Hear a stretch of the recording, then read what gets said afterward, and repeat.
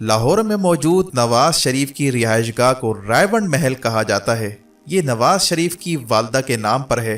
رائیونڈ محل کا احاطہ 1700 ایکڑ یا 13,600 کنال ہے۔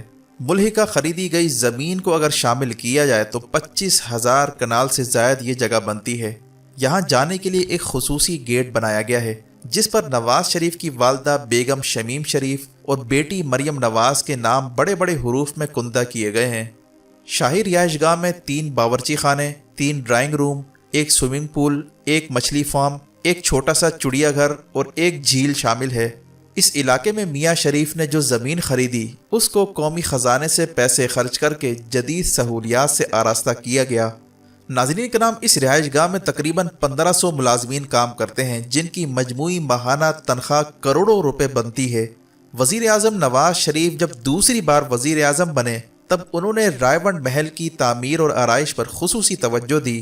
تعمیرات کا یہ کام FWO فرنٹیئر ورکس آرگنائزیشن کو سونپا اور ہنگامی بنیادوں پر اس کام کی تکمیل کے احکامات جاری کیے گئے۔ نواز شریف نے دوسری بار اقتدار حاصل کرنے کے فوراً بعد رائیونڈ کی رہائش گاہ کو وزیر اعظم کیمپ آفس کا درجہ دے دیا اور یوں وفاقی ادارہ PWD کو اس رہائش گاہ کے تمام اخراجات اور ترقیاتی پروجیکٹس کے اخراجات ادا کرنے کا پابند قرار دے دیا گیا۔ وزیر اعظم کیمپ آفس کے علاوہ PWD کو پابند کیا گیا کہ وہ اس سے ملحقہ وزیر اعظم اور ان کے عزیز و اقارب کی رہائش گاہوں پر بھی وسیع پیمانے پر ضروری اخراجات ادا کرے گا۔ اس حوالے سے برطانیہ کے اخبار سنڈے ٹائمز میں ایک مضمون شائع ہوا جس میں لکھا گیا تھا کہ رائیونڈ میں ہزاروں ایکڑ رقبے پر پھیلی ہوئی نواز شریف کی جائیداد ایک ایسے شخص کی جانب سے اپنی دولت کی بے جا نمود و نمائش ہے جو غریبوں کی زندگی بدل دینے کے مینڈیٹ کے ساتھ فروری 1997 میں برسر اقتدار آیا تھا۔ ناظرین کرام، شریف خاندان نے رائیونڈ کی زمین 13 کروڑ روپے میں خریدی تھی۔ اس سے قبل 26 جولائی 1992 کو اسلام آباد سے ایک شاہی فرمان جاری ہوا۔ یہ فرمان کمشنر لاہور ڈویژن کے نام تھا۔ وزیر اعظم سیکریٹریٹ نے اس فرمان کے ساتھ کمشنر لاہور کو سرکاری خزانے سے 5 کروڑ روپے جاری کیے تاکہ وہ شریف خاندان کی رائیونڈ میں واقع اس عالی شان رہائش گاہ کو لاہور سے جوڑنے والی سڑک کی حالت کو بہتر بنائیں۔ فوری بعد ایک اور حکم نامہ جاری ہوا اور ساتھ ہی مزید رقم بھی جاری کر دی گئی۔ اس بار کمشنر لاہور کے لیے حکم یہ تھا کہ وہ ایک اور سڑک تیار کروائیں جو اتفاق کمپلیکس اور اتفاق فارم کے درمیان سے گزرے، اور اس پروجیکٹ کے لیے 14 کروڑ 90 لاکھ روپے اضافی ادا کیے گئے۔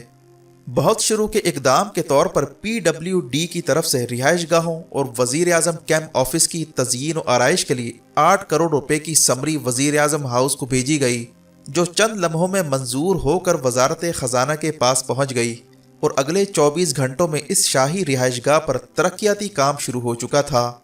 یہ ایک طرح سے وزیر اعظم ہاؤس کی طرف سے کھلی جارحیت تھی، کیونکہ ریاستی قوانین کے مطابق کسی کیمپ آفس پر مستقل نوعیت کی کوئی تعمیرات نہیں کی جا سکتی ہیں، لیکن ان تمام قوانین اور ضابطوں کو رون دیا گیا۔ بعد ازاں ایک شاہی فرمان کے ذریعے سوئی ناردرن گیس کو شریف فارم سے احکامات موصول ہوئے۔ پہلا حکم نامہ یہ تھا کہ مذکورہ محکمہ فوری طور پر مرکزی گیس پائپ لائن کو شریف فارم سے منسلک کر دے اور اس کام میں کسی نوعیت کی تاخیر نہیں ہونی چاہیے۔ اس موقع پر خصوصی طور پر اہتمام کیا گیا کہ گیس کی سپلائی کے ساتھ کسی دوسرے کو کنیکشن نہ دیا جائے۔ مقامی لوگوں نے اس سہولت سے فائدہ اٹھانے کی کوشش کی لیکن ان کی درخواستوں کو واپس کر دیا گیا۔ ایک محتاط اندازے کے مطابق گیس پائپ لائن کی اس تنصیب پر قومی خزانے سے 7 کروڑ روپے، جو کہ آج کل کے 70 کروڑ روپوں کے برابر ہیں، خرچ کیے گئے۔ وفاقی محکموں سے بھاری رقوم وصول کرنے کے بعد دوسرا مرحلہ پنجاب حکومت کی طرف سے شروع ہوا۔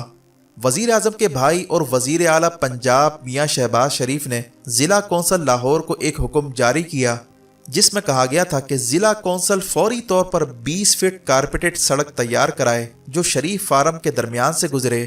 فوری طور پر بھاری اخراجات کے بعد وزیر اعلیٰ کے حکم کی تعمیل کرتے ہوئے ضلع کونسل نے ایک شاندار سڑک تعمیر کرا دی۔ اس کے بعد ایک اور حکم نامہ جاری ہوا جس کے مطابق ضلع کونسل لاہور نے اڈا پلاٹ رائیونڈ سے شریف فارم تک نہر کے دونوں کناروں پر سڑک کو شریف فارم تک پہنچا دیا۔ رائیونڈ فارم پر قومی خزانے کے بے تحاشا اسراف سے صرف فارم کے لیے ترقیاتی کام تو جاری رہا لیکن قریبی دیہات کو یکسر نظر انداز کر دیا گیا۔ صرف شریف فارم کو مختلف بڑی سڑکوں سے جوڑنے کے لیے جو سڑکیں بنائی گئیں اس پر 320 ملین روپے یعنی 32 کروڑ روپے خرچ ہوئے، لیکن ساتھ ملحقہ دیہات میں اینٹوں سے بنی ہوئی سڑکیں بھی نہ تھیں اور غریب کسان کچے راستوں سے اپنی زرعی مصنوعات منڈی تک پہنچانے پر مجبور تھے۔ انہیں شریف فارم کو آنے والی گیس کی مین پائپ لائن سے بھی کنیکشن نہ دیے گئے اور نہ بجلی کے کنیکشن دیے گئے۔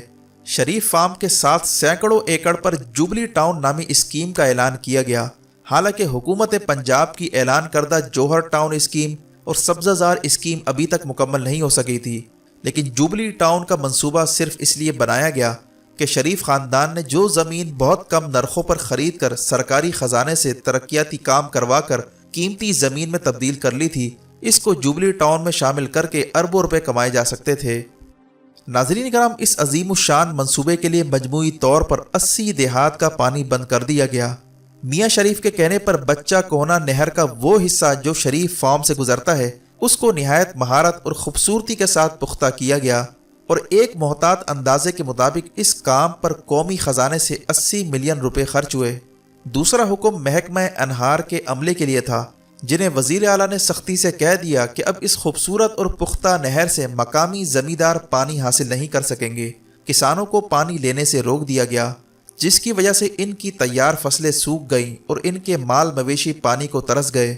جب انہوں نے اس ظلم کے خلاف احتجاج کرنا چاہا تو پنجاب پولیس کے جوانوں کو حکم دیا گیا، جنہوں نے نہتے کسانوں کی خوب مرمت کی۔